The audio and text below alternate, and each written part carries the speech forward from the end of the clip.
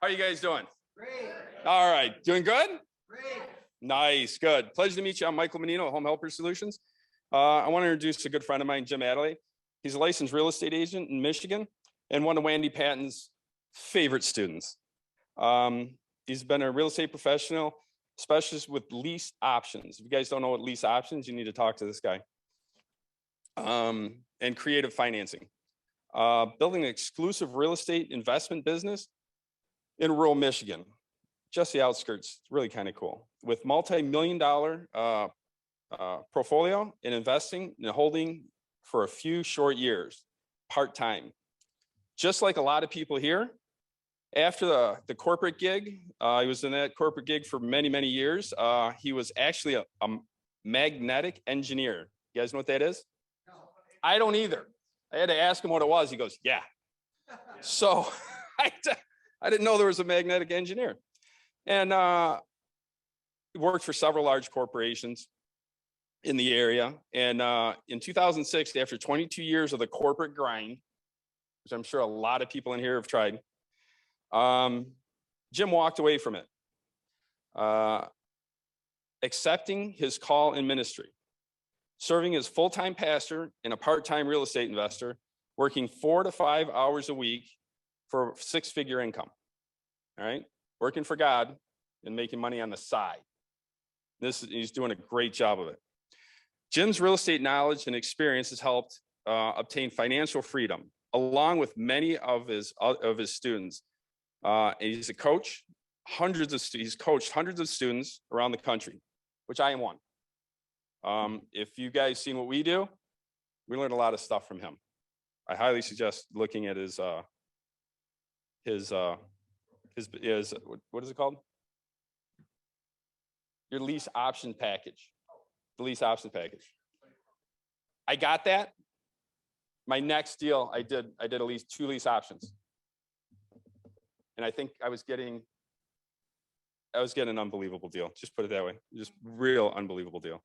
And you just call them up anytime and they'll give you the help you need. Help coaching hundreds of people to their dreams, achieving goals. And his techniques can help put $5,000 to $15,000 in the bank within the next 30 days using simple techniques. Bringing excellence in personal, practical, and pragmatic approach to real estate investing.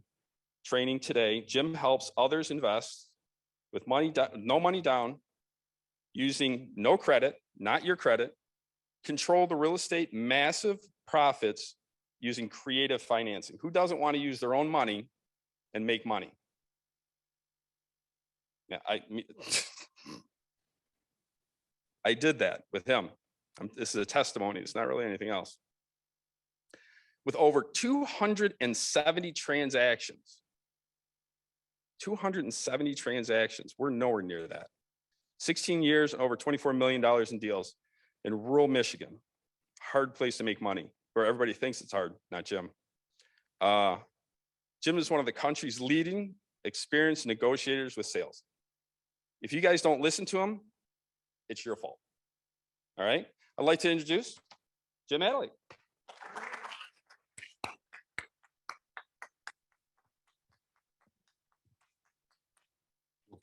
Hey, brother, take care. Appreciate it. No problem. How much did you make on that first lease option deal? Tell us. The first one? Yeah. I can't lie on this one. So we bought the system. No joke. We had somebody that wanted to get out of it. They died. They passed away. The house was in probate, or went to somebody. I forgot it was a daughter or something, or a son. And we got the deal. We were paying on $100,000. We overtook his mortgage, and we were paying $100,000, $107 a month. He got this unbelievable deal when the times were horrible. He passed away. It's a 40-year mortgage, which I've never heard of before. It was a modified mortgage. And I was in awe. I'm like, Jim, I called him up. Jim, he's like, what? I got this one I need. He's like, what do you need to do? I forgot what you told me to do. Yeah, how much? What'd you move it for? What'd you move it for? I made about 40 grand. Not a bad day, huh? 40 grand? 40 grand. Give the guy a hand. No, him, not me, him. Oh, well, that's how it works, right? How many people, raise your hand if you've either seen me before or this is your first time. Still only about half of you get that. Good evening. Good evening. Don't be a putz. Silence your cell phone. All right. So I had a real tough time with my title tonight. And it was either going to be essentials or essential principles to avoid failure or victory versus survival in an age of chaos. I kind of like the second one because I actually think we're in an age of chaos. And we are seeing really upheavals in a lot of different areas. First of all, it's always an honor to speak to my home real estate investors association group. This is my association. I cut my teeth here probably 8 years ago, maybe 9 years ago. I met Wendy and I was already doing some deals, but oh, that'll cost you. Yeah, silence your cell phones, right? Or we all get to say, you're a putz. Everyone say, you're a putz. You're a putz. Come on. There you go. Thank you. So I was doing deals, but I was really doing them kind of wrong. And it ended up being a massive turnaround for me because I didn't have a mentor up to that point. I didn't have anybody teaching me what to do and how to do it. I did not have anybody that had already gone through the minefield and then following in their footsteps. And in essence, that's what a mentor or a coach does. Do this, don't do that. Mike shared that with you. And Mike's very successful. Him and his son are extremely successful if you know anything about Mike and his son. But we're not all knowledgeable necessarily in every niche. And so it was a privilege to be able to help them with a few deals as well.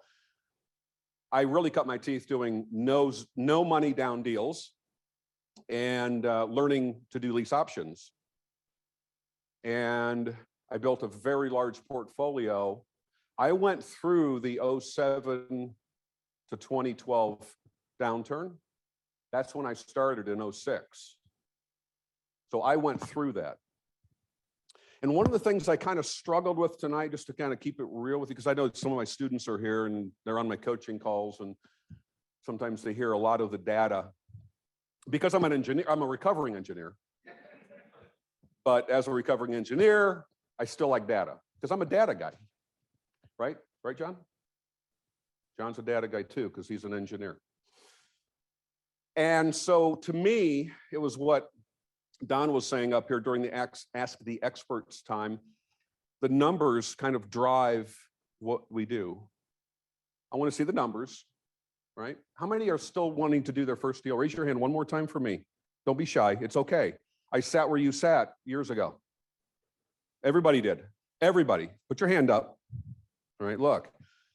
If you are consistent and persistent in learning and taking in information and having people help you, I guarantee you will be successful. But we'll talk a little bit about that tonight, okay? What I did know is that I could not keep doing what I was doing, working for the corporate world. We moved here and there, and maybe just giving you a little bit of background. 22 years as an engineer in the corporate world. I just got sick and tired of being sick and tired. I was tired of working for somebody else who told me when to get up, what time I had to be there, how much I could make, where I could go on vacation, what I could eat while I was on vacation, how I could get there and get back. Because your salary dictates those things. How much time they give you off based on their preference, not mine. So there were a lot of factors leading into it. And I just said, that's it, enough's enough. I didn't quit my daytime job, but I began learning. I began plugging in, I began listening to information, books, tapes at that time, CDs, and just began to devour information. I think I spent about 3 to 4 years not doing a deal, which I really, really kicked myself for.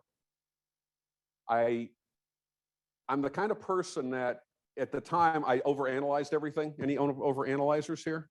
Okay, that will kill you. That will be the death of you. You will fail forward. You will make mistakes going forward. And ultimately, you will not be successful by not making mistakes. You must make mistakes. Mike, you'll get a kick out of this. When I first started, I was actually taking houses under lease option and selling them on land contract. Did you know you can't do that? How many knew that if you're not on title, you can't sell a house on land contract? I didn't know. I'm just out there filling out paperwork, making a mess. Thankfully, I did not get in trouble. I've never lost money on a deal except for one, which was a big fix and flip. And it was just an appraisal issue. Aside from that, I've never lost money on a real estate transaction in going on 17 years. So, yeah, well, there's other mistakes, but I don't like risk. So I'm really averse to that. But anyway, so I just kind of bringing that back, I kind of wrestled with how much I should share with you about those kind of things. Because most of you probably have not met me before. But this is where I cut my teeth. This is the group that I didn't know there was a group until I found this group. And I can tell you, I went to probably every one of Wendy's boot camps for a number of years while I was still doing deals. Mike, Kurt, and David, you guys know that. And you do that. Why do you do that? Why? Because every time you go, you pick up a new nugget of information that can make you tens of thousands of dollars. And you may have heard that before, but let me give you an example. Is Adam here tonight? Adam Stewart? What's that? Yeah, exactly. I know Kurt had a deal early on, his first deal that we coached you through. And by changing one line in one document, you made what, another $10,000 or $15,000 more on both sides. So what was it, 30? So he made it another 30 grand by just getting one thing changed on a contract. Is that worth it, guys? Is that worth plugging in and learning? And it's not that we know everything, but after you do a number of deals, you kind of get a sense of what you should do and what you shouldn't do. So that's kind of a little bit of my background. Mike gave you a little bit more of my biography, but I want to talk to you a little bit because one of the things that is key, and I don't know why this is not working now. Thank you, Kristen. Where's this thing at? Is that working? Nope.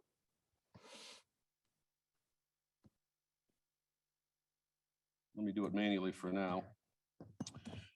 I wanted to kind of highlight why this message and why now. Winter is coming. And I don't mean the weather. I am not talking about the weather when it comes to these things. I'm talking about financial winter. And I'm talking about some major shifts that I think are coming.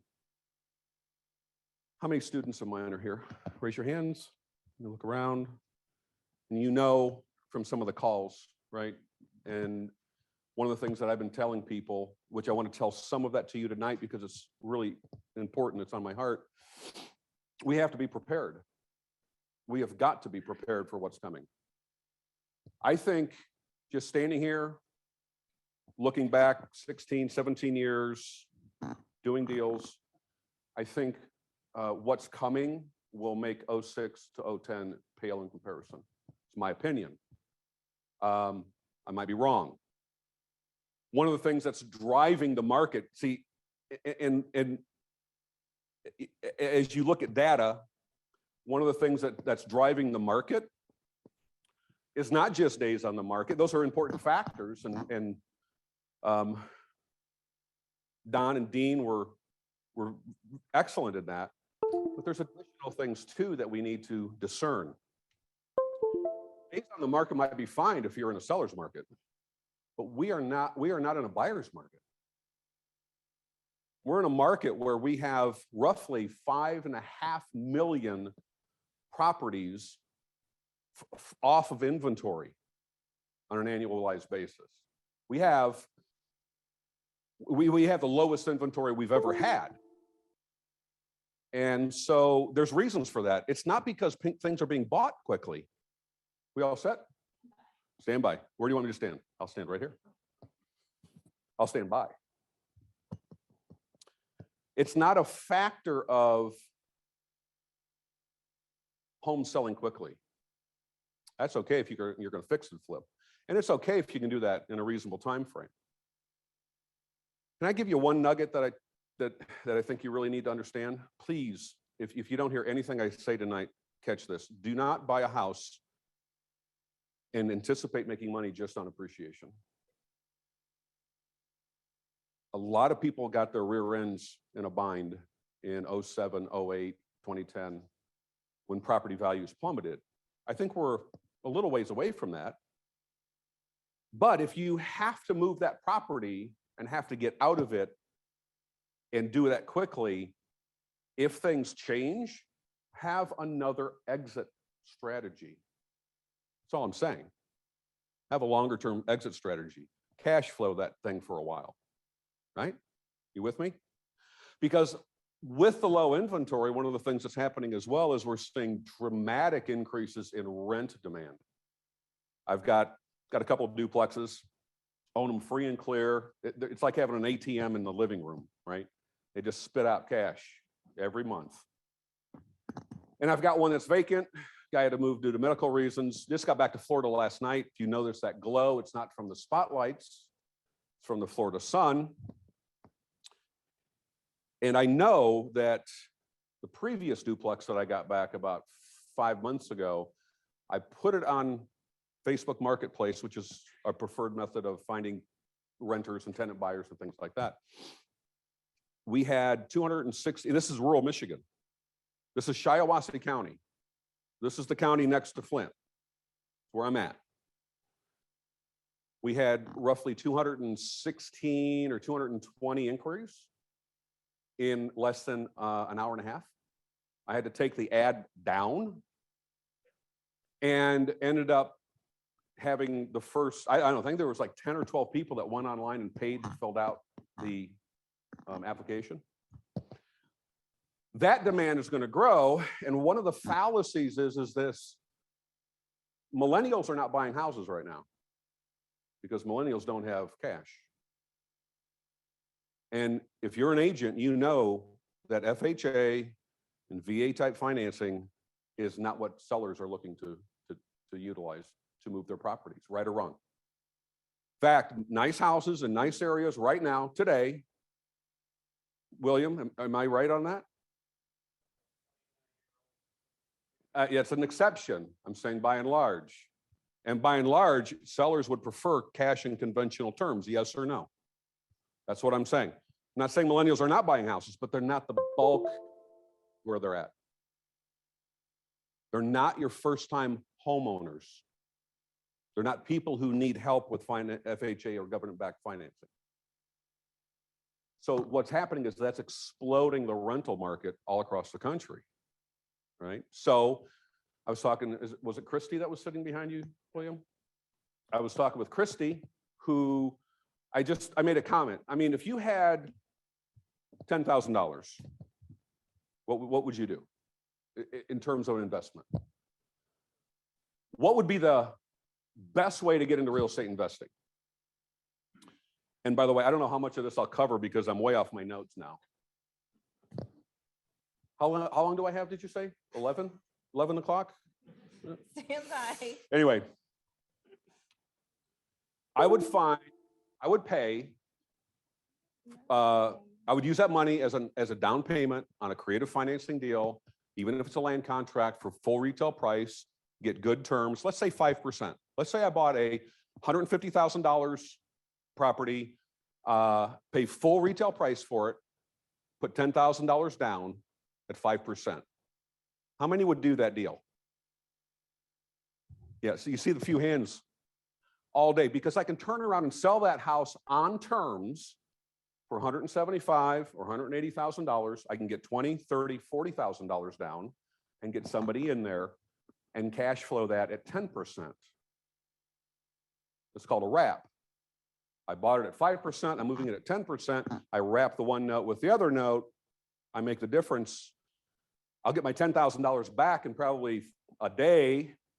Well, not a day, but after screening some people, less than a month, and I'll get my $10,000 back. Plus I'll get a profit because I'm going to get a lot more than 10 grand because people do have cash who have lousy credit, but have money. You understand that? Yes or yes? Yes. Those are the kind of deals that exist. You say, I don't have 10 grand, Jim. Great, give me a call. I'll loan it to you. We'll do the deal together. Is that fair? We'll JV on it. How's that? Because those deals exist today. So I can create in, let's say, 5 years or 7 years or 10 years on a note like that, I can create $100,000 of income for a $10,000 investment that I'm going to get back in 30 days or less. You with me? It sounds like it's complicated, but it's not. But those deals exist. I'm not touching a property. I'm not fixing it up. I'm not babysitting contractors. It's the worst job in the world. Sorry, David. I would babysit David. But you know what I'm saying? This is the type of deals that exist. You have to think outside the box. And that's what I do. That's what I do. Winter is coming. And again, I'm not talking about the weather. What was the catalyst to all this? Little virus that 2 years ago only trickles of information was coming out on. I'm not going to be political. I promised Wendy I would not be political because I don't want to tick anybody off. What's that?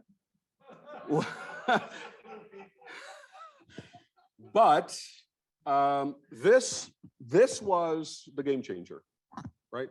For what it's worth. This being released, whether it was accidentally or not, I'm not here to debate that, caused a lot of the issues that is taking place in the financial world today. And part of that problem is this was the catalyst that the elitists and governments used to throw trillions of dollars at a problem for the purpose of doing one thing only, and that was to collapse the dollar and collapse the current financial system we have. Don't have to agree with me. That's cool.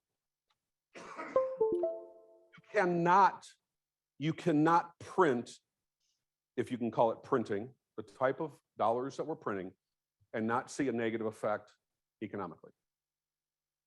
And that is a huge problem, but it's a problem that is going to ultimately bite people in the rear end if they're not prepared for the financial winter that's coming. Okay? So that's kind of my thesis. That's my abstract. And if I may, we have a situation today, it's not working, where a substantial number of American adults have absolutely nothing to retire on. Nothing. In fact, a little over 43% of American adults have zero retirement savings, and another 23+% have no or negative. I don't know how you can have negative retirement savings, but that's what the data is saying. That is 2 out of 3 people. The third doesn't have as much as the majority of them do not have what it would take to technically retire. The reason why I bring that up is because even though you might, as an employee, be making more money today, even more hourly pay, possibly. I mean, when Taco Bell is advertising $15 an hour with a starting bonus, you know something's afoot, as they say. You do not have to be a rocket scientist or a permanent magnetics engineer to understand that. And the reason why I bring that up is because this is part and parcel of the symptom of what I believe is going to affect us. And so we're tonight in talking about foundations of success, things you really need to focus on, things you should be focusing on. This is one of the issues that I look at. How many are familiar with shadowstats.com? Few of you. Look, okay, so shadowstats.com is a resource that I use. I look at data, and maybe we could just mute that if you don't mind. We can turn the volume down on that. Thank you. The official number of this is unemployment rate, and this goes back to 93 roughly. You can see where the pandemic was, right? Not working. And the red line is, it just worked.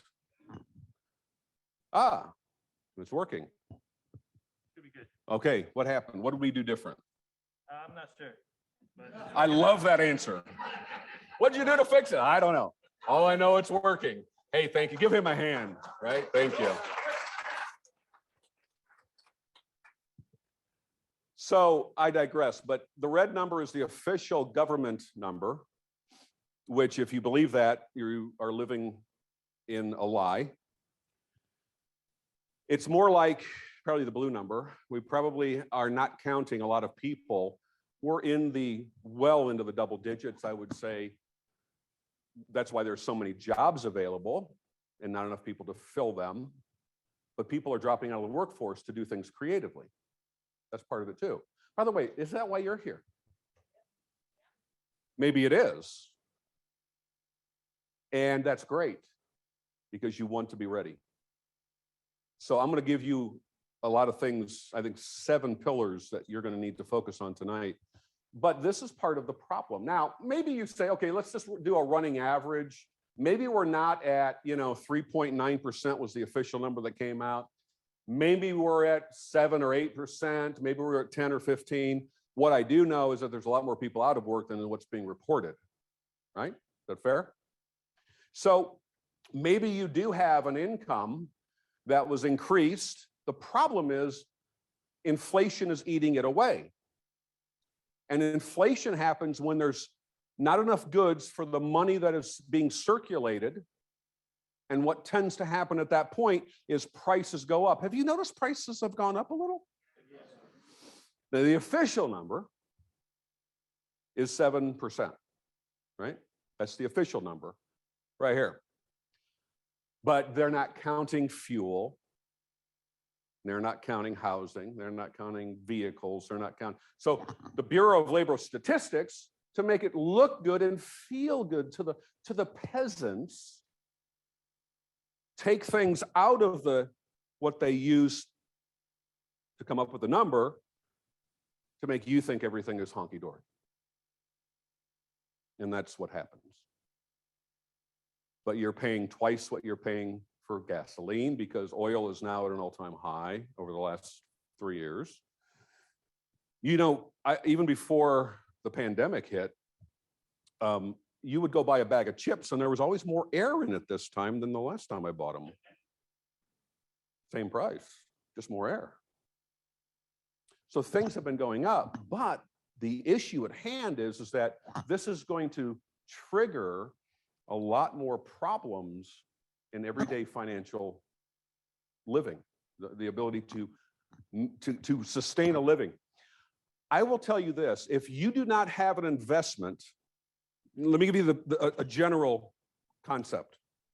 If you do not have an investment that is yielding you 10% annually, you're not even keeping up with inflation. If you had $100,000 in the bank today, and by the way, if you have any money in the bank today, find a place to put it where you can generate some income, not the interest at the bank, which is basically nothing, because you will get buried alive. You have $100,000 and it sits in the bank for a year, it's going to be worth $90,000 a year from now because of inflation. So unless you're doing something to leverage that and create an income off of that basis, you're losing money. Fair? Yes? You with me? So this is going to be the continuing problem that you and I and everybody else is going to face. What we're doing, though, about it will separate you from the pack. Okay? And this is the issue. This is the outcome. We have, believe it or not, about $3 quadrillion in basically global debt. And I don't want to be real political with you, but I am convinced that this is by design. This is what they want. They want to collapse the dollar. They want to collapse the current system. And they want to recreate a different system with maybe federal digital dollars where they can track every dime you spend and tell you what you can and cannot buy, because that's what they want. I need to go off that different rabbit trail. But this is the problem. So one of the things that I want to cover with you is, I'm not here to give you this doom and gloom like Peter Bruegel's painting from 1562 called The Triumph of Death because of the Black Plague. But financially, I don't think we're too far from this. For those of you that have been my students for at least 3 years or 4 years before the pandemic, how many of you remember me saying we are one geopolitical event away from catastrophe? Look around. I've been saying that for, what, 4 or 5 years? We are one geopolitical event away from catastrophe, and that's by design. Okay? So I don't think we're all going to die from the plague, but we are going to be sifted very, very quickly like chaff financially. Okay? And that's what I want to help you get over. The effect is, what are you doing to prepare? What have you done? Have you done anything? You're here tonight. You've taken time out of your week to be here. Maybe you worked all day. You've worked all week. You had to go get up and go to work in the morning, but you're here for a reason. You're here for a reason because maybe you want this year to be different than last year financially. Yes? So, what are you doing now? You have to ask yourself some questions. And what are you going to do? What are you going to do differently than you've already done? Are you going to let this year happen to you, or are you going to happen to the year? You see. These are questions you have to consider before you decide what I'm going to do and what's the best vehicle for me to jump in and take that's not going to get side railed, or the tires aren't going to get blown out because of the collapse of the dollar or whatever is going to happen a year from now or whatever it's going to be. Oh, can I tell you something? How many have heard the term the Great Reset? Raise your hand. How many have not heard the term the Great Reset? Okay, look that up. Look that up. This is, by the way, this is not something that is new. This has been going on since 1942. People have been wanting to eliminate capitalistic system. Are you going to control the circumstances? And on a scale of 1 to 10, how prepared are you?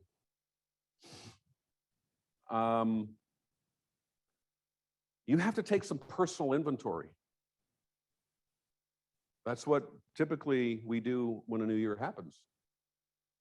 So, that said, what are you going to do to conquer adversity? I'm going to give you 7 things.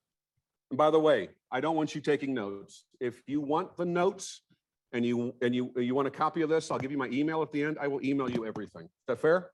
I want you listening. I want you plugged in. Cool? It's okay to take notes if you want, but I'll be happy to send you every slide. Okay? Cool? All right. 7 things: goals, knowledge, how to change your finances, your time, your associations, and living well today. Those are the 7 key pillars of success and fundamental things that every successful person I know, and I have had the pleasure of knowing and I have the pleasure of being around, are all doing. Every single one of them. That tells you something. How many saw Wendy's video promoting tonight? No, just a few. In the email that came out.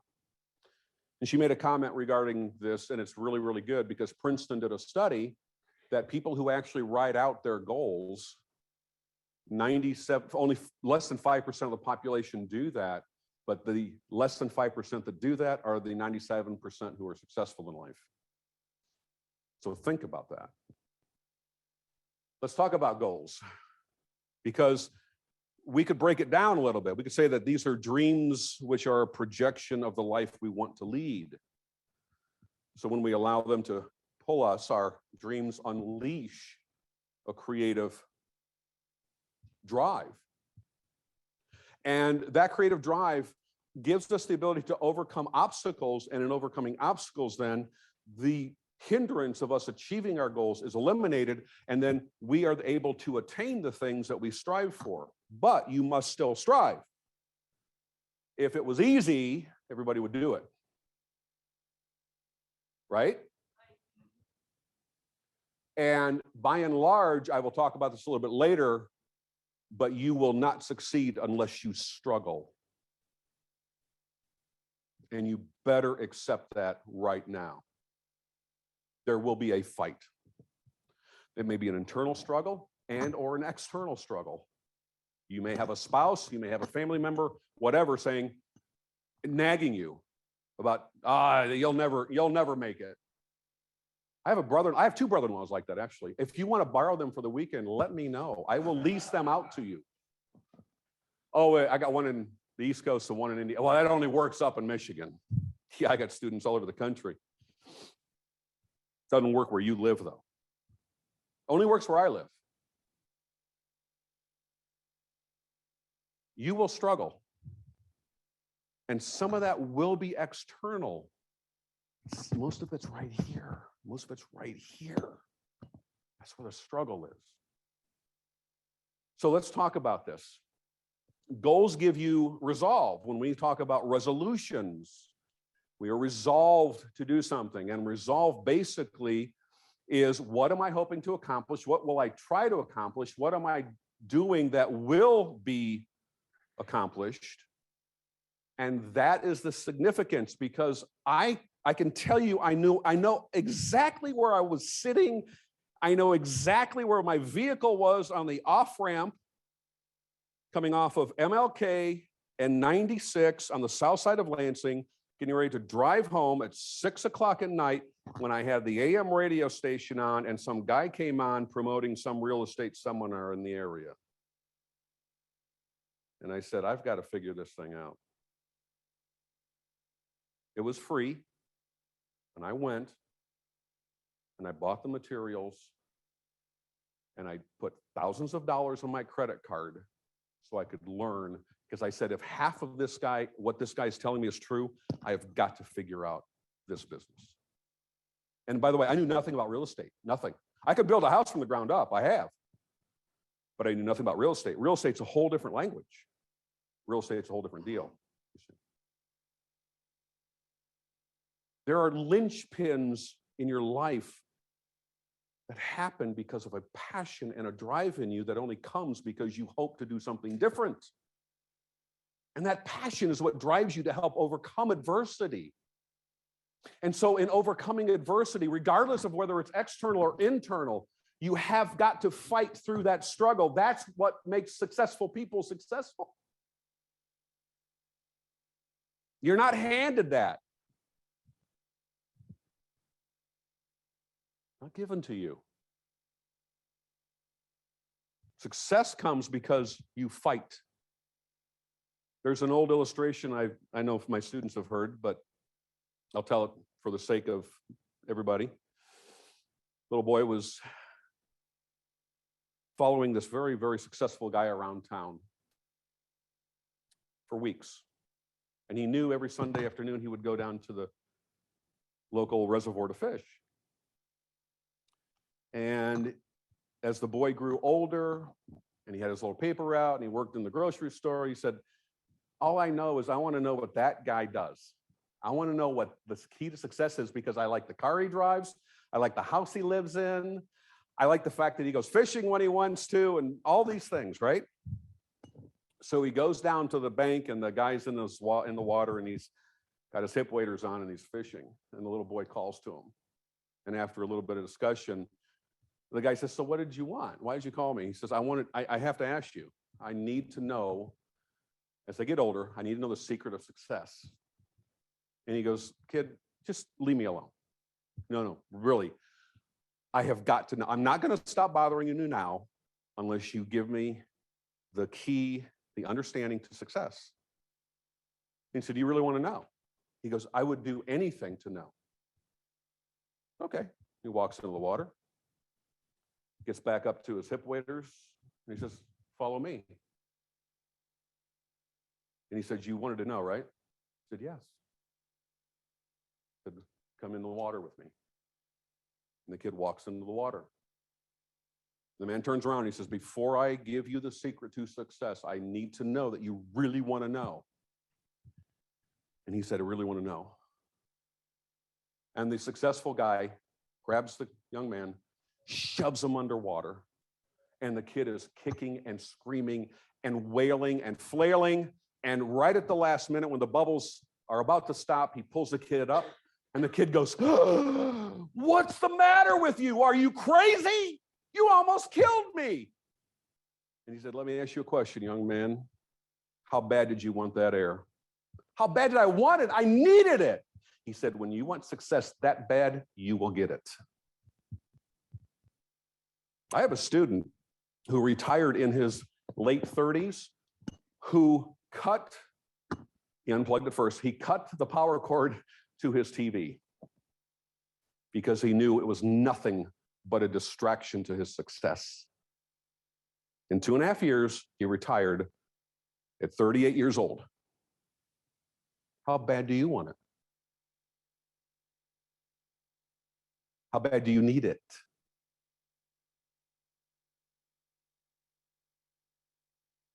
What are motivators? Well, they're varied.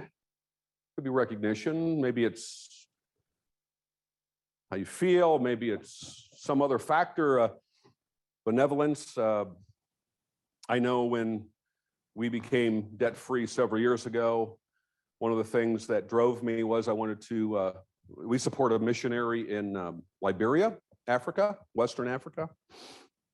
And I was able to not burden our church with the funds, but spend several $1,000s and go down and teach systematic theology to the Bible college down there that we support. It's a passion. It drives me. I don't know what it is for you, though. I don't know what gets you up in the morning. I don't know what drives you. I don't know what fires your engines. I don't know. But this is one of the things you have got to conquer. It's not in my notes, but write this down if you're taking notes. And if you're successful, you usually take notes. So successful people are the ones with paper and pen in hand usually. So I'll give this to you. Write this down. Time and money were no object. I would blank, fill in the blank. Time and money were no object. I would, and make a list. Start thinking outside the box. How many like to travel? I don't mean like to work. Just got back from Florida last night, my wife and I. We love going down to the Gulf Coast. We're looking at maybe sometime having a place down there that we can cash flow and live in part of the year. But let me give you a little hint of how I think when I think about the power of goals. One of the things that I like to fish. For those of you that don't know me, I love fishing. Fishing is a passion of mine. I've had 3 salmon boats on Lake Michigan. I used to be a licensed captain on Lake Ontario many years ago. I realized that that is not a viable business. It is called a money pit. Boats are holes in the water that you pour money into.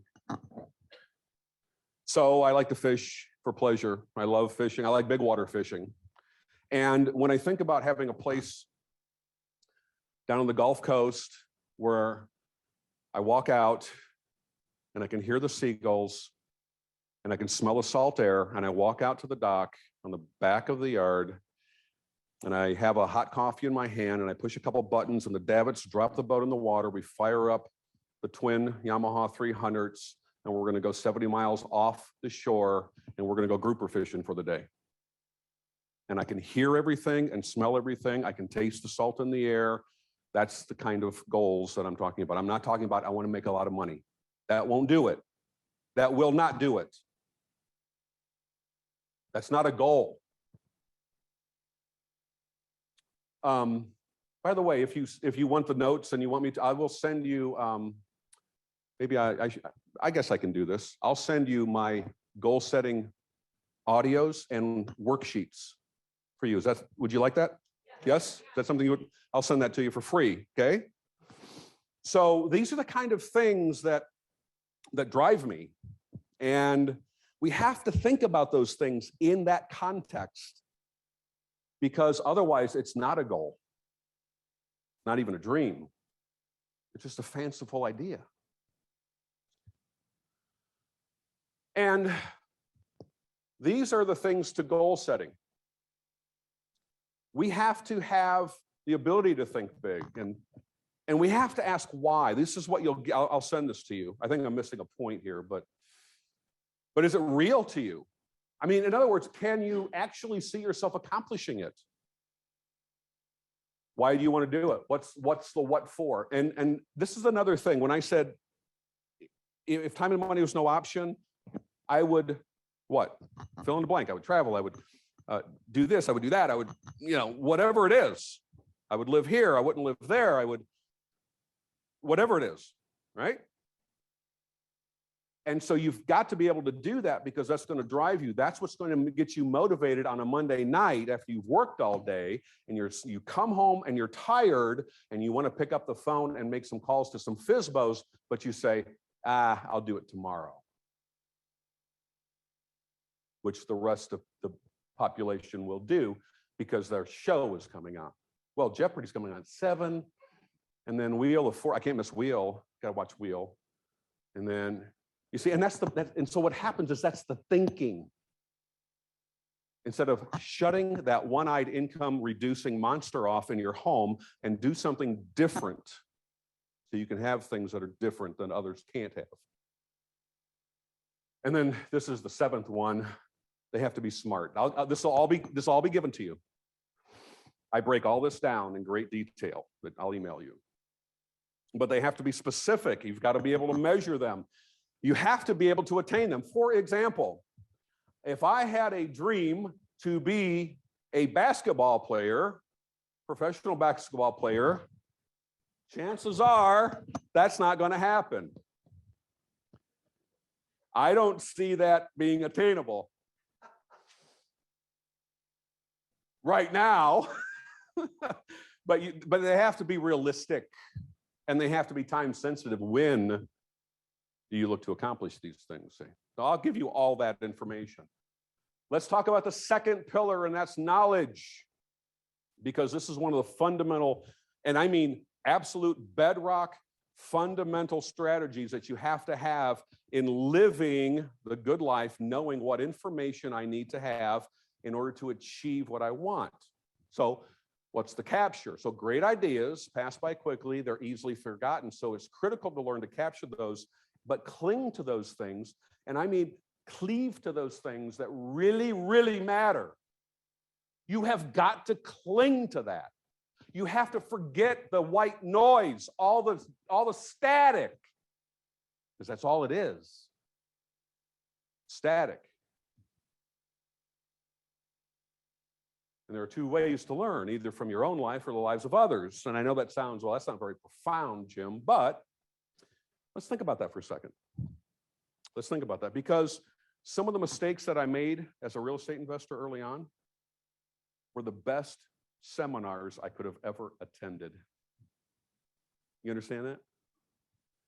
And thankfully, they did not cost me an arm and a leg. But those mistakes gave me the ability to succeed more because I learned from them. Yes? You with me? And of course, the lives of others. So we want to review life experiences, right? Because when we think about reflection, and I would say this is a fundamental problem that we all have because we're so self-centered. People are self-centered. Two people walk into an elevator and they meet for the first time and they each want to talk about themselves. That's the nature, right? So it's the act of pondering events with the intent of learning from them. So you want to think about them. You want to think clearly. I want to be lucid. I want to think in an expansive way. And that's one of the things I try to help my students do as well. I want to think in a framework that is not limiting me from learning what I need to learn right now to get from step A to step B to step C to step D. And it's really, really critical. So if we study the lives of others, we can listen to books, we watch videos, we can read, listen to audios. Maybe it's the wisdom of others. Sometimes it's the stupidness of others. A lot of stupid videos out there, a lot of stupid people in the world. Have you ever noticed that? A lot of, what's that? Yeah, if they all drove like me, would be okay, right? I don't think so. I'm not going to say that. And we want to observe not just people who succeed, but people who lose, because there are life lessons there. We want to capture that. We want to capture that so that we can grow within the framework that we need to. Right? So unless you think about this in a greater way, this axiom of life will pass you by. To have more than you've got to become more than you are. And this is what you really need to focus on, because most of your attention is spent doing something else. Otherwise, what happens is you just might have to contend with the axiom of not changing, which is unless you change how you are, then you'll always have what you've always got. What are you going to do different? What's going to change? You're here, I'm guessing, you're here, you're watching on Zoom for one specific purpose because you want something different in life. You're looking to achieve the next goal. You're looking to accomplish something bigger than what you've accomplished, yes? And as entertaining as you might find me, that's not why I'm here. I want to impart that to you. I want to give back. You say, Jim, why do you do what you do? Because I love teaching and I love giving back. And I love seeing people succeed. That drives me. It actually drives me. It's something that fuels me. Maybe that's why I'm a pastor. I don't know. But if you aren't willing to change, then why would you expect anything different than what you've already got? And when life changes for you, then you're going to be left holding the bag. My students know this. About a year ago, I take care of my mother, who's now 90. She has pretty severe dementia now. I'm the youngest in the family. I have two older sisters, and they both work. The oldest one just retired from the sheriff's department in Indiana. My other sister is a teaching nurse at Mount Sinai Hospital in New York City, very successful. But I don't have a job per se, and so I bought her a house, and we rehabbed it, and we put in wide doors to the bathroom, and a walk-in shower, and handrails, and a first floor bedroom, and we put central air in, and we made it very nice, and we got her out of the assisted living place that she was in and dying in, because that's a whole nother story. I'm not going to go there. Moved her in. We hired care. and they're taking care of her. Susie knows because we've spent time talking about it, and we have a similar kind of life history on that as well. And my point is this, is that I could do that because I did things to prepare, not necessarily looking to do that, but I was able to do that because what I had done up to that point allowed me to do that, and I didn't have to worry about it. You understand that? Those kind of things are important, but you never know when life's going to happen to you. You don't. So you got to be willing to change. And of course, let's talk about this, because I mentioned a financial winter, but let's talk about seasons of life, because we do go through seasons of life. And how to handle them. Let's talk about winter. If we could use it metaphorically, I'm going to use it symbolically. Winter is a time to grow. It's time to grow strong, because you have to learn how to handle winters. And there's all kinds of winters. There's economic winters. There's financial winters. There are physical winters. There are personal winters, maybe when our hearts are smashed to pieces. So wintertime usually is the season or a season in our life that brings disappointment, maybe failures, but it's a time to grow. Maybe you're in that season right now. I don't know. Maybe you're not. Maybe you're coming out of one. You know, it's interesting because life is basically three things. You're in a problem, you're just coming out of one, or get ready because one's coming. Okay. Whatever it is. Springtime, it's a time to take advantage, learn to take advantage of this season in your life, and it's a great place really to be. But coming off of winter, usually it's an opportunity which follows difficulty. That's typically that season in our life that we are able to grow from, but we grow into it and we're stronger because of it. And so it expands because of the contraction that took place in our life in some way, shape, or form prior to that. And so this happens. And by the way, these things, these cycles in our life happen very, very systematically as well. Maybe you can identify with them. Then we have summer. It's time to take care. Learn to nourish, protect your crops. That's what you do in the summertime after planting. And as soon as you planted, things will try to destroy them. And so you need to learn how to prevent and succeed during the times of summer, whether maybe it's a particular deal. I mean, you could literally boil this down to maybe a particular real estate deal, right? And that's how things happen as well. In a fall, season of fall is a time to take responsibility. It's when we reap the results. Fall is harvest time. It's a time in which we're able to reap the benefits of what we've sown. I'm in a season of fall right now. For me, I'm not an ender when it comes to real estate investing. How many are familiar with the term ender? No one? John? It's when you have enough properties and income where you don't seek anymore. I'm just going to reap the benefits. I'm not there. I'm a semi-ender. I love a good deal. I cannot not invest. Wendy has said that about herself before. How many know Wendy? Know of Wendy? Get to know her really well. She's unbelievable. Unbelievable.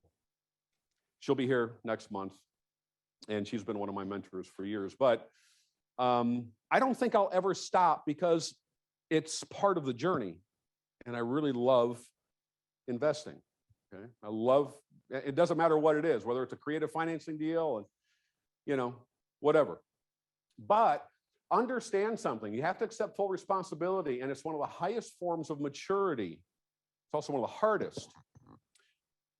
Would you be shocked if I told you that this past year I bought no properties? Who said what? I made offers, but I didn't buy anything. But I still made well into six figures because we had planted and planted and planted and planted. So, I had time to make sure that my mom was taken care of, to take a few trips, to do a few other things. We moved.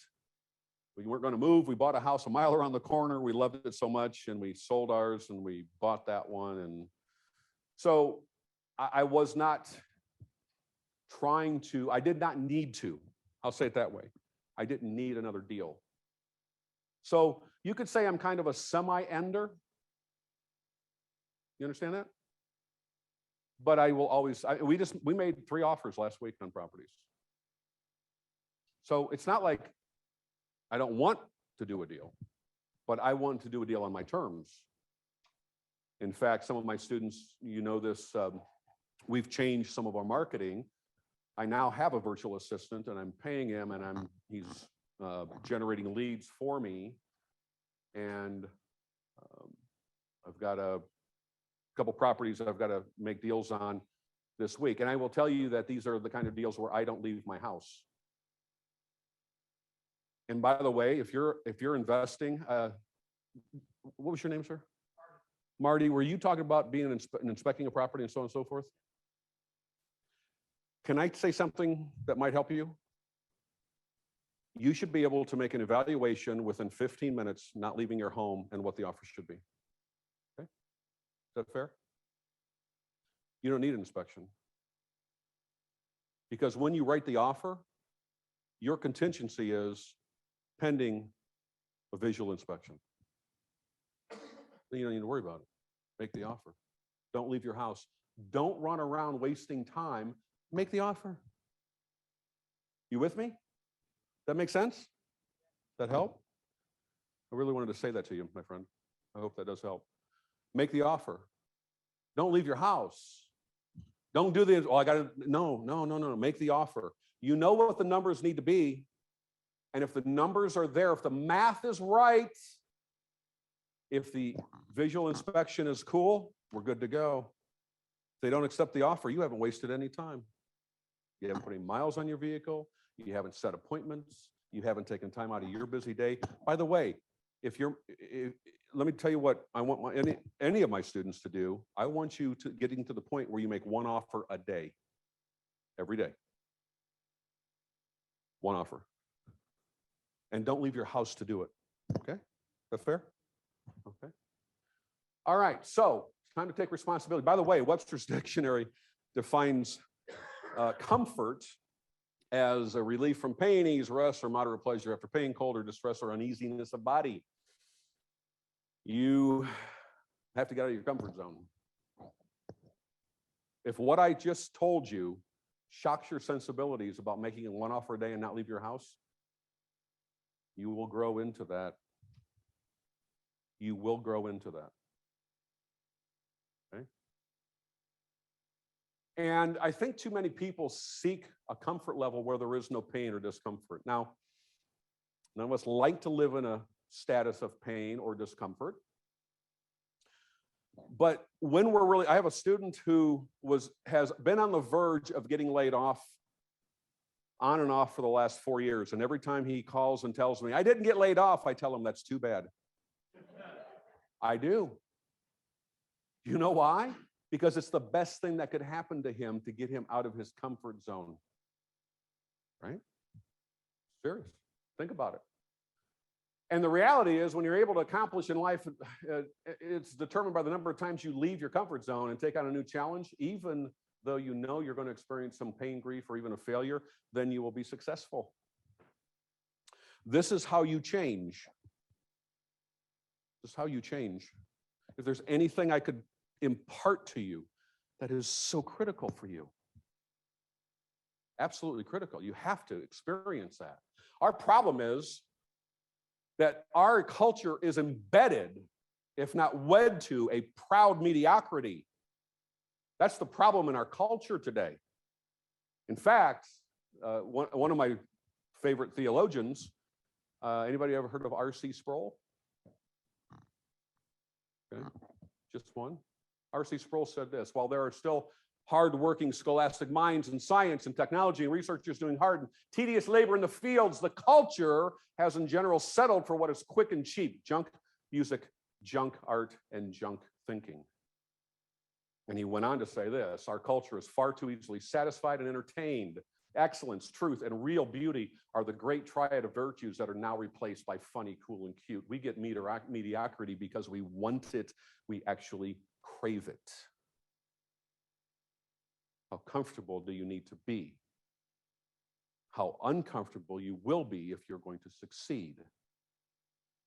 If you are going to succeed in any measurable way of anything, in anything, you will get uncomfortable and you will despise mediocrity. Sorry, don't shoot me. I'm just the postman. I just deliver the mail.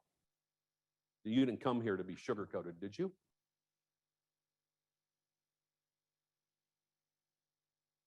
We talked about fall and taking responsibility, and it's the time that you're able to accomplish things and leave that comfort zone. I'll just repeat that again because it's so critical. And so ultimately, we also have another area, and that's number 4, and that's your finances, it's your money, because the greatest satisfaction in life comes to those who make a habit of doing the best with what they've got. Too often, because of mediocrity, it drives one of the failures in our society and culture, and that is frivolous and stupid spending. I have financially counseled more people than I can count. And the number one thing I tell them is, if you want me to counsel you, then you must do this. If you want to do this at home. Don't change anything in your life for the next 30 days. Write down everything that you make and write down everything you spent money on. Everything. I bought a $5 coffee. I bought this. Write it down. You show me that, and then we'll be able to talk. But until you're honest with yourself, me talking to you makes no difference at all. Understand? You with me? Do that. You'll be surprised where you can save a lot of money and cut frivolous things out of your life because they're not doing any good for you. I have not paid for TV in probably 10 years. I refuse to give them a dime of my money. I refuse it. Just sucks money out of your wallet. And by the way, we just moved. The house we moved from, we were in for 10 years. And we moved around the corner.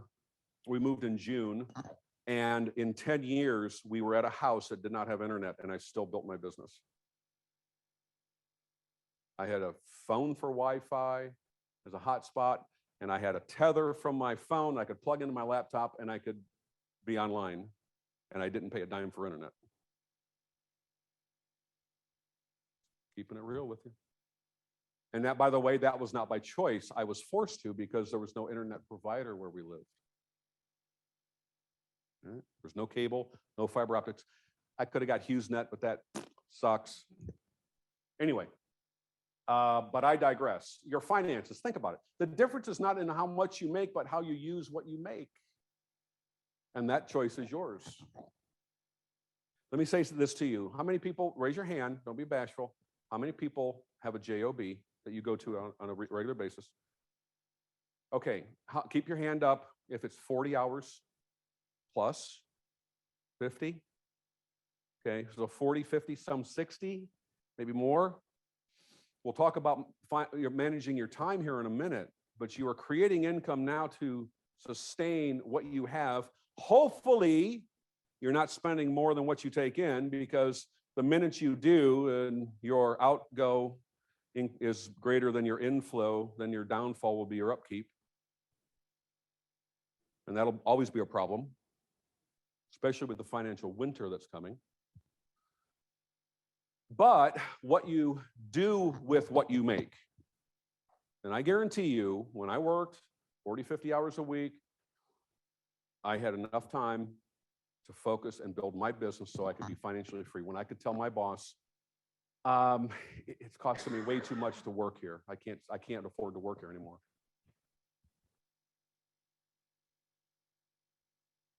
You know, I actually thought about saving my paychecks for a while and screwing up the accounting department. Jim, none of your checks are cashing. They're not clearing what's going on. And then open the drawer and have about 6 of them say, oh, well, I don't know. I don't need them, but do I need to cash them? Will that help your books? right? So the choice is yours. But while you're doing it, let me tell you something. While you're doing it, be the best employee they've got. Because when you leave, you want them wanting you back, not wanting you to leave. You with me? Finances. Have you ever heard of anybody? Maybe you said it. I don't know where it all goes. I don't know where it all goes. Write it down. Track it. If you do not have a working budget right now, this week, get one. If you email me, I will email you a budget template. Do with it what you will, but you need to have one. Don't be the one that says that. Don't be the one that says that. Start now. Know exactly where it all goes and know exactly where it all comes from. Right now. Right now. Starting tonight, tomorrow. Okay? Your time, and I've only got about 20 minutes or so, because when it comes to your time, we're talking about a level of management skills that is different than maybe what you're thinking. How many are familiar with the book from Gary Keller, The One Thing? Has anybody read The One Thing? Okay, if you have not read that, you may want to make a point of getting that. Gary Keller is one of the founders of Keller Williams, and he co-wrote the book, but it's a great book. It talks about time blocking and time management and so on. Excuse me. So when you do this, it even allows time to do nothing.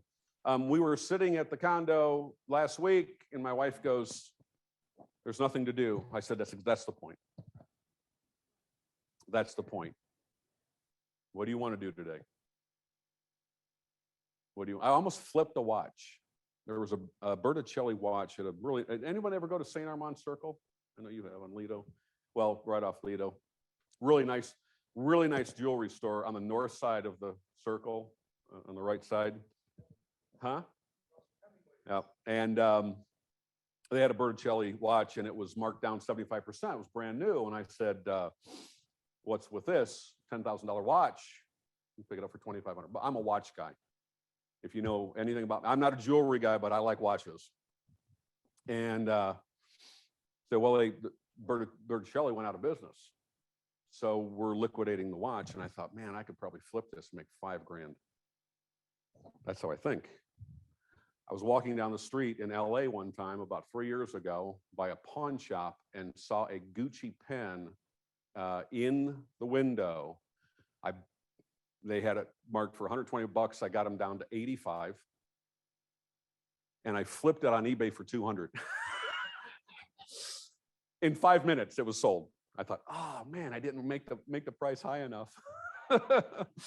Anyway, that's how I think. Long story short, I didn't get the watch because it didn't have the original box and papers. Anyway, but how did I get off on that? I'm sorry. So you want to mark out time, right? That's what we're talking about, time management. So The One Thing, great book. And there's similar ones, but I highly recommend that. Please read that if you're struggling with time management. But I will tell you, if you're working 40, 50, maybe even 60 hours a week, you do have 5, 10, 15 hours a week that you can devote to your financial future, and you can make things happen. And by the way, if you don't, who will? So we have to multiply our productivity. That's why I have people do certain tasks that I don't have to do them all. So we want to develop wealth by using leverage. Leverage is that wonderful tool that gives us the ability to create more. Being a semi-ender, if I could use that term, allows me to do other kind of deals. We are invested in a development. We're looking at getting into a syndication on a multi-unit. We're looking at, maybe John, that's something I want to talk to you about, maybe the other pool of investment that maybe you're looking at. But it gives us the ability to do other things, right? So while lease options and creative financing was the cash cow, it allowed me to do other forms of investing and interesting things too. But you have to learn how to multiply that productivity with your time. So just like finances, you want to leverage your time.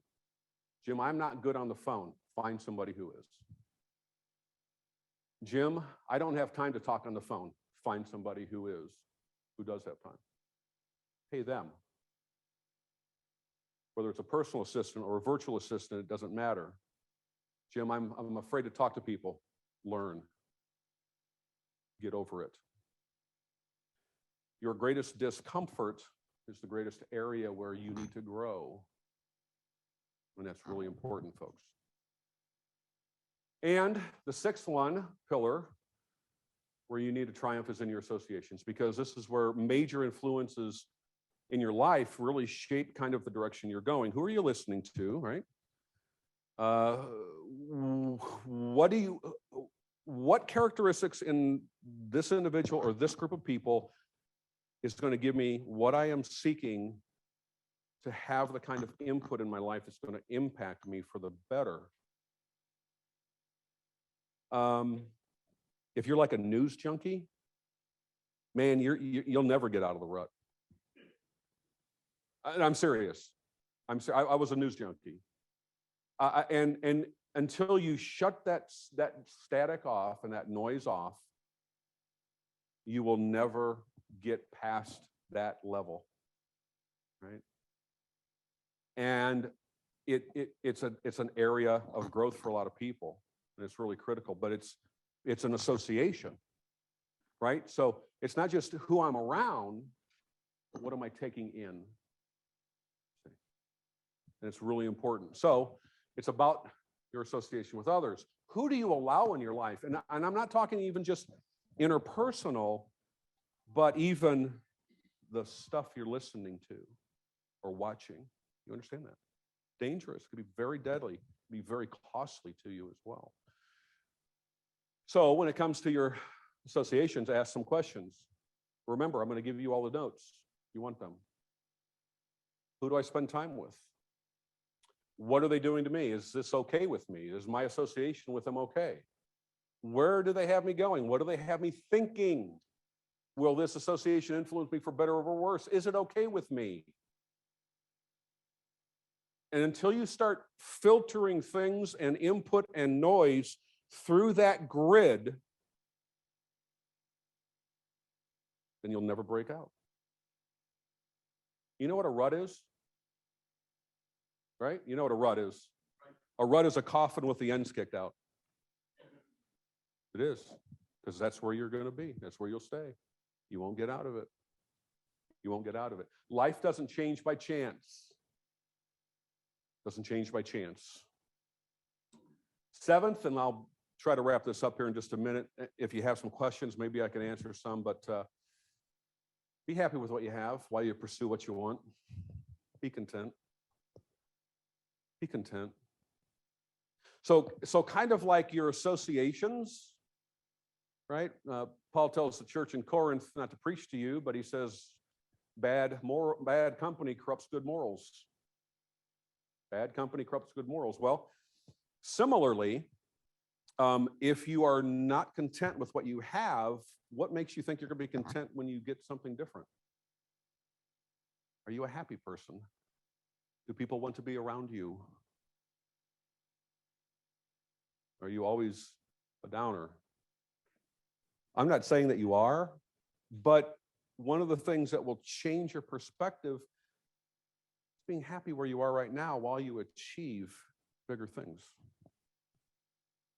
And really, again, not to preach to you, but to whom much is given, much is required. Jesus said that. To whom much is given, much is required. And to those who have, even more will be added. I'm only saying that because you want to live well now. Enjoy the journey. Enjoy it. Be happy and content while you're growing in those other areas.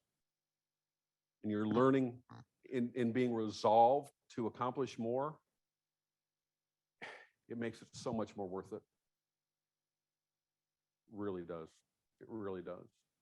So the weight of discipline weighs ounces, but the weight of regret weighs tons. And that's a lesson that maybe you've already learned multiple times in small ways, hopefully not in big ways. But it's true. So, I've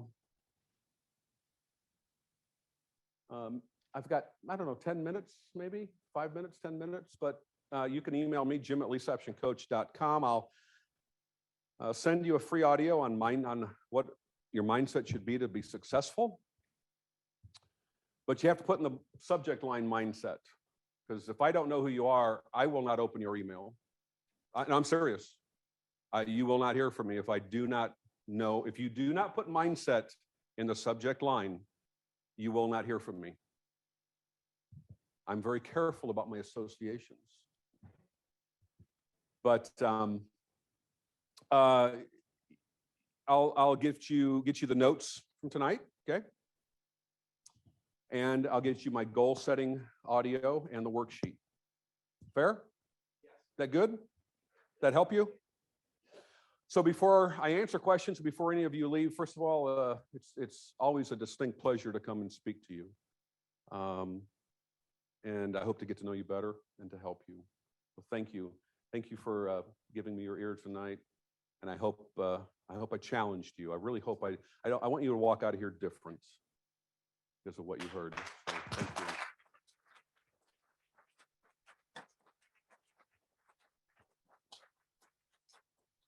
Any questions or anything you want to ask me? Kristen?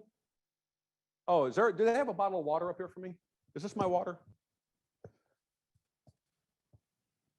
I think if I drink that, I will die. Nope. Anything that you want to ask me? Anything? Wow. Yes. My first deal. What was my first deal? What did my wife say? My first deal was the only time I've ever wholesaled a house. I met a guy at a monthly landlord meeting in Lansing. His name was Wally or Vern. Was it Wally or Vern? I think it was Wally. And he was, how many are familiar with Home Investors? Ugg buys ugly houses, right? Remember the caveman, that dude? And he was, I think, 10 or 11 properties in over his head. He was about $500,000 in debt. And I met him, and the short story is I told him I could help him move some properties. I didn't know what I was doing, but I knew enough to where I could wholesale. So he let me wholesale a property, sight unseen. Basically, I knew enough to market it and find a cash buyer and investor. The numbers were right. I think I got a check for $35 or $37.50. And my wife said, "You go, man." She was all in. She was all in. Now, can I say something? If your spouse is not all in, if your significant other is not all in, the first check will make all the difference in the world. Stop blowing smoke. Stop it. Because what will happen is they will get burned out and burn you out. You go out and get a deal. You make that money. You get that first check. It makes all the difference in the world. Your significant other will be on board and spend it with them. Okay? David.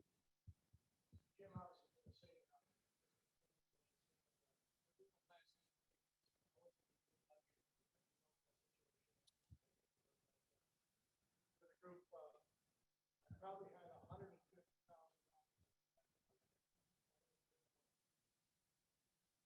Some of it was a real estate education. But I got real comfortable with code. A lot of time everybody back to the table. It's not. You got to spend time with most of it. Right. 8 hours, 100 hours a week. Six figures for me in my real estate business. So, in all that, I got to be down the food shop for that. Good part that I learned, I'm the guy that walks in the store, I like those shoes, $1.06. Like the best, $1.06. And you look good in black. But I can tell you that when you stop all ancillary spending, made it a goal, it was hard to do. I said last year, I'm not spending a dime on nothing. Somebody else? I'm not food. That's all I did. Well, we did go pheasant hunting. Didn't do that. Didn't do that. And usually I do that like 30 times, right? I did it once last year. Right. Anyway, I only bought food, paid the bills. Probably paid down over 50,000. Amen. 30 grand. God and bless that's you. probably Thank you. just a flyer. And do it, stay focused. Amazingly easy. Oh my God. Your number might not be 150 grand, your number might not be 100,000. No ancillary spending. I could not believe the amount of money threw away. And that's why it's so important, yeah, and give Dave a hand too, and right on. on Last year. He closed the deal. Look, no, well, listen, here's one of the things. If you're a student of mine, you know I've been hammering this for over a year. Whatever you can do right now, do everything you can to get out of debt. Because if you have a lot of debt, what's coming, I'm not kidding you, I believe will crush you. It will crush you. Get out of debt. Who had their hand up? Yes. Yeah, I started a YouTube channel before the pandemic, but I didn't. I have a few videos. On my email to you will be a link to that. I really should do some more. Well, I wasn't going to, but I can email you. What's that? Well, I do monthly coaching, and if you do not have mine or Wendy's course, I will probably not take your money. I will not coach you. The reason why is because everything that's there, and I'm going to offer a deal because I have about 6 hard copies left, which I'm liquidating. And there's 2 main courses with Wendy's, but it's mastering sandwich lease options, cooperative lease options, because I'm going all digital. There's just no need, you just don't have to have a hard copy anymore, and people don't need it. So I'm going to let them go for half off. But I wasn't going to do them tonight, so I'll be happy to send you details on that if you do email me. I'm not here to sell you anything. But that training takes you through everything you need to know without me talking to you about every little step. And I charge a fraction of what most people charge. And my students know that. And they also know that anybody that does sign up with me, I don't sell you anything else. You never get on a mailing list where I've got the next thing I'm going to sell you. Am I right, folks? Am I right? My students know that. So I'm only there to help you. I'm not there to sell you some, oh, you got to listen to, so-and-so. And that's fine. If you want to be an info marketer, that's fine. I don't knock that. I think that's fine. I'm not an info marketer. So, but I'll be happy to help you with that. Yes, in the back.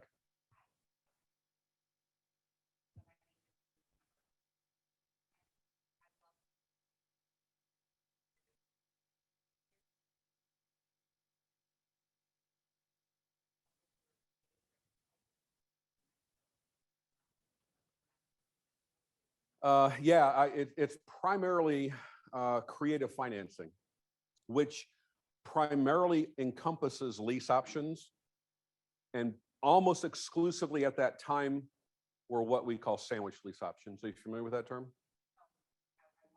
Okay, I'll give you a brief little synopsis, okay? My friend here has a house, it's $200,000. He wants to get rid of it. He has to walk. He's a motivated seller. He wants to sell, doesn't need to sell. Give it to me on contract for $180 and $1,500 a month. And I agree to do that, maybe 5 years, 7 years, whatever.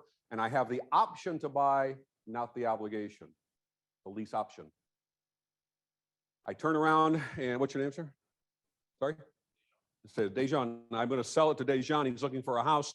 What am I going to sell that house for, my students? What am I going to sell that for? 220, 225 because of the market, and I can get that.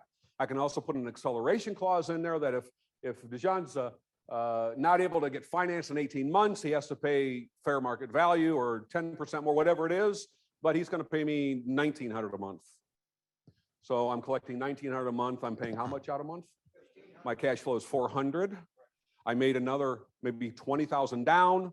Maybe I didn't put anything down on that house because he just needs to walk, and I stay in the middle between the buyer and the tenant buyer, or the seller and the tenant buyer. I'm, as Wendy says, the meat in the middle. That's a sandwich lease option. And I did not take title. I didn't rehab. I spent none of my money. And that's the kind of creative deals I love. Does that help? Does it help? Okay. All right. Yep. Yep. Sure. Absolutely. And maybe as a licensed agent, I might sign a power of attorney that gives me the ability to sell it as well. And maybe I'm going to mark it up and sell it at a higher retail amount. He just wants his 180. He just wants to be done. He's moving to Chicago next week on a job, whatever it is, you say.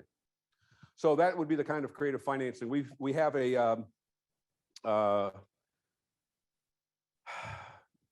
I say it this way, by signing a couple of pieces of paper between sellers and tenant buyers, I'm creating equity out of thin air, right?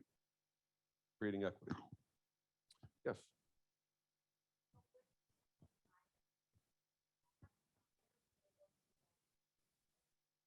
No, they cannot sublease. I only have the right to sublease. They don't. Great question. Yes. I'm sorry? How do I find these kind of deals? Yeah, well, they're out there. Let me ask you a question. What's your name? Charnella, nice name. You go by Char? Okay. But it's not preferred, is it? It's not preferred. It's fine, but let's not go any further. Charnella. That's a nice name. Let me ask you a question. How many, we're in a seller's market, yes? Do sellers want full retail price for their homes? Unless they can't afford to pay a commission?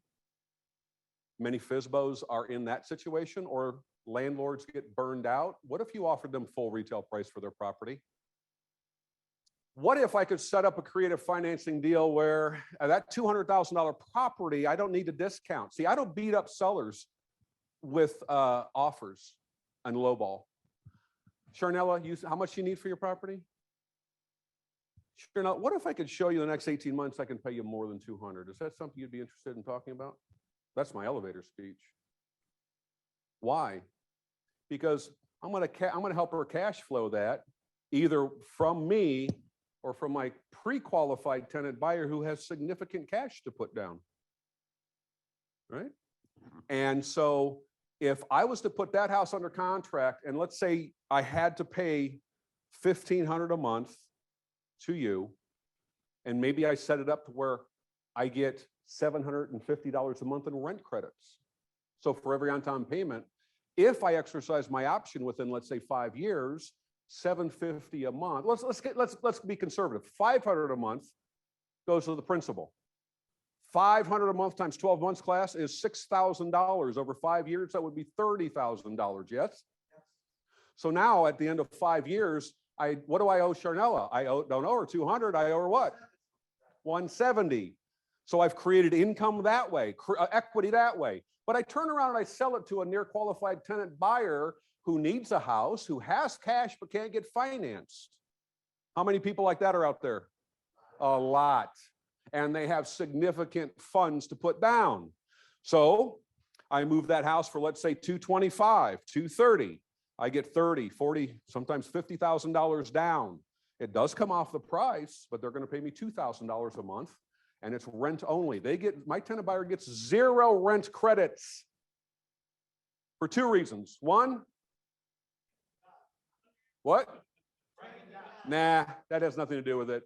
But I'll just tell them that because of owner financing laws, I don't give them anymore.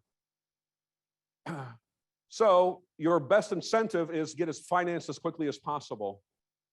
So let's say they give me $30,000 down on a $230,000 house. They owe me 200. I just made 30,000 right off the bat. I have $500 a month in cash flow. I paid full retail price for that property. Did I beat her up over price? No. What if you only did one deal like that every 3 months? I'm rich. You become a thousandaire, a 10,000-aire, a 100,000-aire. Great question. That's a great, does that help? Where do I find them? I did not answer that specifically. It helped. I like FSBOs. I love burned out landlords. I do not target junkers. We look for decent homes in decent areas. And what I teach my students is first and second time home buyer areas. And I do not exceed more than about a $275,000 to $300,000 purchase price. And I don't go below about 80,000. I like to stay out of the war zones. And I don't want to get close to the FHA loan limit, which now is what, 342, 346, roughly? Who's in the back there? My agent? So most of my deals are in rural Michigan. I have to do probably twice as many deals as you do down here to make the same amount. We won't hold that against you. I'm in Durand, Michigan. I live in a county with less than 16 or 17,000 single family homes, and I built a multi-million-dollar business there. What's your excuse? You have none. Get out and make it happen. Questions? Yes. There are a couple of apartment buildings, and I get like letters all the time. Something they want to find out. Because you're an absentee owner?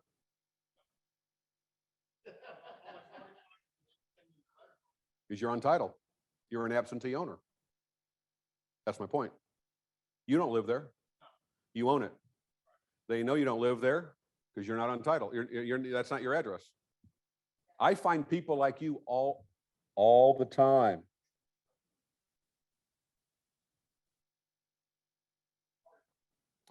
You're on record. You're on record, public record. Yeah. Somebody else had their hand up. Yeah, Dean.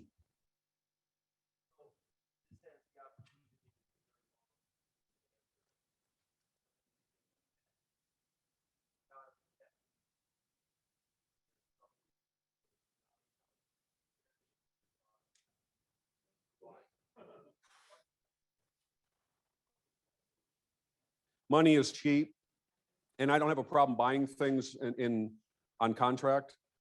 I'm talking about revolving debt, loan debt. That's the kind of debt I'm talking about, because that's where I think the financial collapse will crush people. Because then you don't have the property right when you lose your mortgage and you lose your property. That's the whole. If you're not familiar with the Great Reset, look it up and learn about that, because that's what I believe is being set up. Now, whether that gets accomplished now or not, I don't know. But it will significantly impact you if you have debt. And so I'm not talking about getting a property under contract for $200,000 and paying $1,500 a month. That's not the kind of debt I'm talking about. I'm talking about consumer debt, revolving debt. If you have a vehicle that you can't afford to pay off in 2 years or less, you should not be driving it. Period. Period. So what you need to do is to eliminate that as quickly as possible. And that's what I've been teaching my students for a couple of years now because of that. That's a short answer, which could be a much longer answer, I know. But for the sake of time, hopefully that clarifies the context a little bit. The Great Reset. Yeah. Well, I think we're going to see some foreclosures, but not the tsunami that some of us may have thought was coming due to the loss of income and jobs, because they're willing to tack that on and refi by and large, but you'll see some coming out probably within the next 3 or 4 months. You'll see some more foreclosures or pre-foreclosures. There'll be good opportunities if the numbers are right, and I will look at those, and I am looking for those. So somebody else had their hand up. Yes.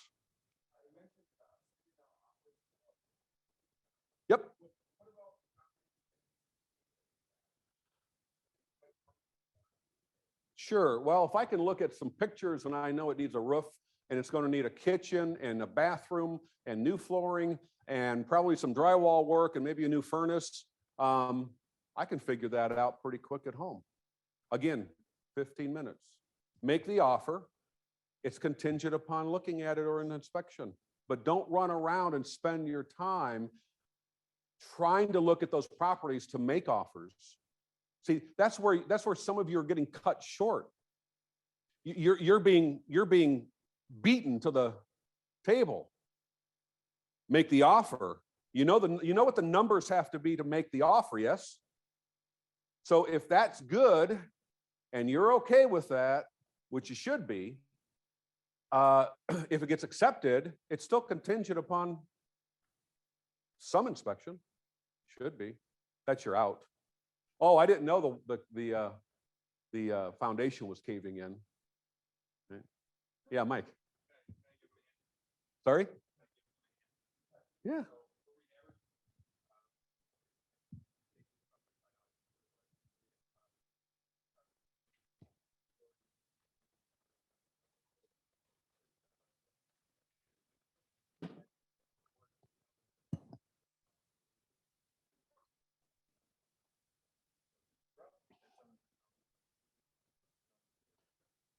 Mike, what was the name of your contractors again?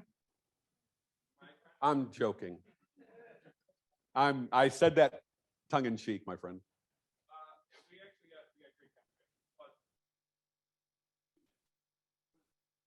Yep. Yeah, so what, can I just elaborate on that, Mike? I can look at some pictures and I know how much a square foot it's going to cost me to rehab it. So if it's $1,000 bungalow, and it's a 3-bed, 1-bath, maybe it's on a crawl space, and I know that it might need a kitchen and a bath and paint and some drywall work and flooring, I know that's going to cost me X amount per square foot. So if it's $30 a square foot, that's a $30,000 rehab on a 1,000 square foot home. But I'm not rehabbing. Mike is. Mike's doing fix and flips almost exclusively. So I've done millions of dollars in fix and flips, but that's not my game right now. I like doing creative financing deals and not having to babysit contractors. Did that? Oh, not sorry, David. Yeah, those are the meth heads.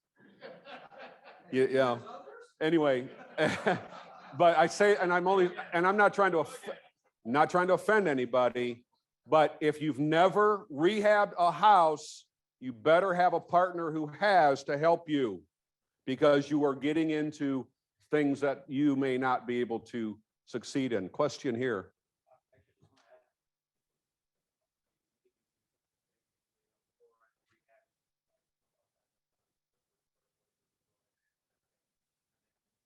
Right. Yeah. Right. Right. Right. Yep.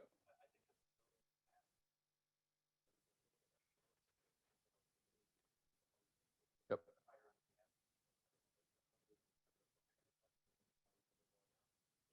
Right.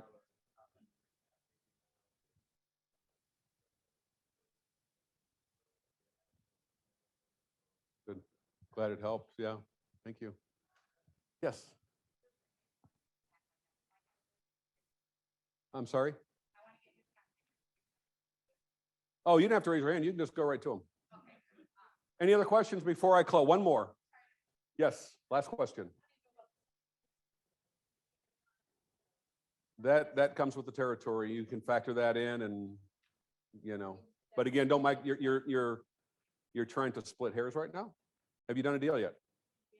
Yeah. And did it have a septic field? Yes, and a well? Right. So are you in a location where it's required that you get certified prior to sale? Okay, well, you can write that into your offers then. How about that? Yes. On what? Oh, yeah. Uh-huh. Oh. So that hit home, Teresa?